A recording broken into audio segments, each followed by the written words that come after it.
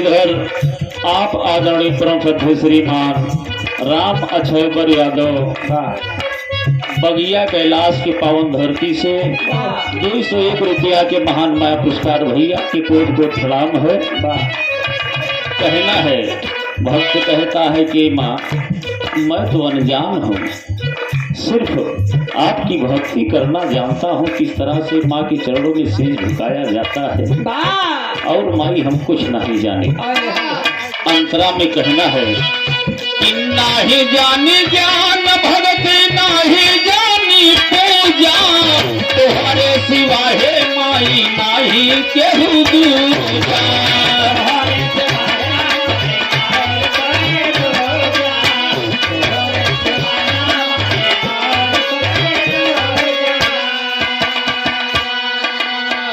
हे माई कौन तरह से तोहर पूजा होत है, हमके नहीं पता तुमके का चढ़त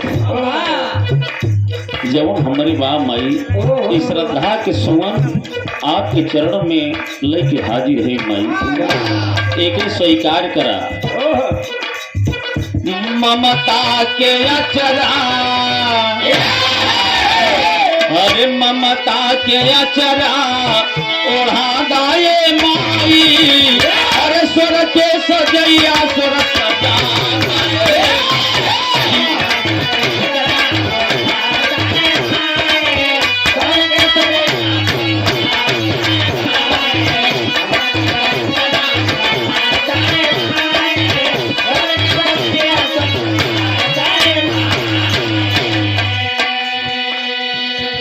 हे माँ आपके कईयों रूप हो, हम समझ नहीं पाए कब आपके कौन रूप हो जाता, इसीलिए भक्त कहता है कि रूपवा अनेक माई एक तोहरी माया, आके दलसा सिद्ध हो जाई काया।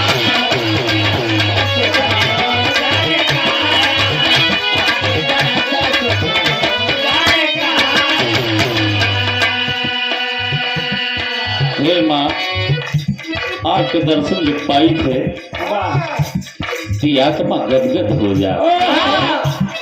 कहना है कि मनवा के धीरज, कि मनवा के धीरज अरे बंधा दाए माई, अरे स्वर के सजैया स्वर सजा।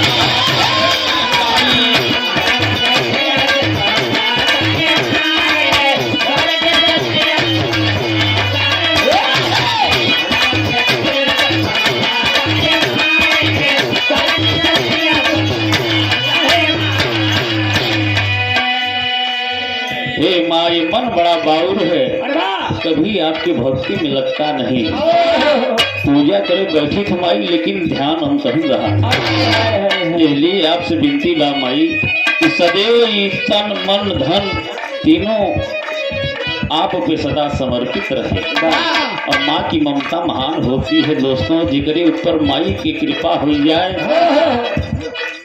इसीलिए कहा जाता है कि माँ पिता की ममता से माँ की ममता 9 महीना ज्यादा होती है, इसीलिए पहले माता फिर पिता होता है। दोस्तों जिकरे सिर से माई के आंचल के छाया अगर हट गई वो है आत्मा से पूछा कितना कष्ट होता। लड़का कतों से खटा कतों से भाग दौड़ के आए, अगर घरे पहुंचे तो महतारी पहले बेटवा का पेट देखत, एक लोटा पानी लेके तुरंत बेटवा ले पानी पी ले। माँ महान होती है दोस्तों। कहा जाता है कि तुलसी कबीर सूर के बन गई लूही हो, अरे आके गवादा माई हमारो से गीत हो।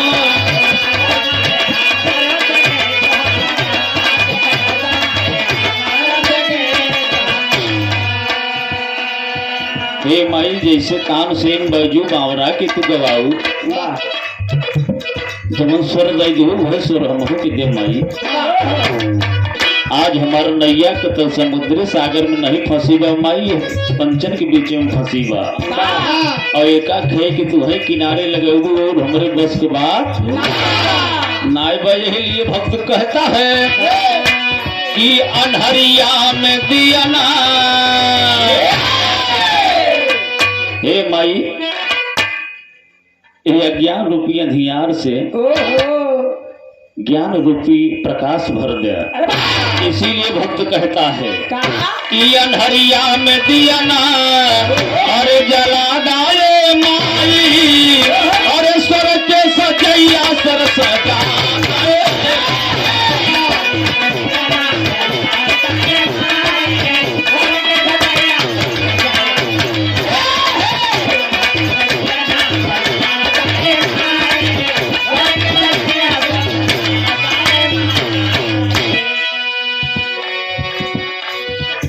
आखिरी लाइन में कभी गुरु घराने को परिचय लिखता है। कहना क्या है कि गुरु और बिहारी रमन हरे स्वर्गवा के वासी, हीरा विश्वनाथ माई जाके बसले कारे।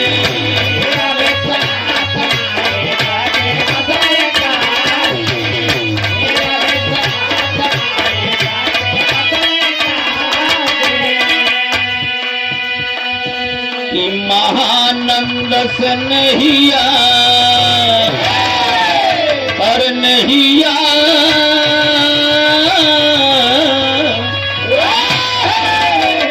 महानंद से नहिया और लगा लाए माई, और स्वर के सजैया सर सजा गाए।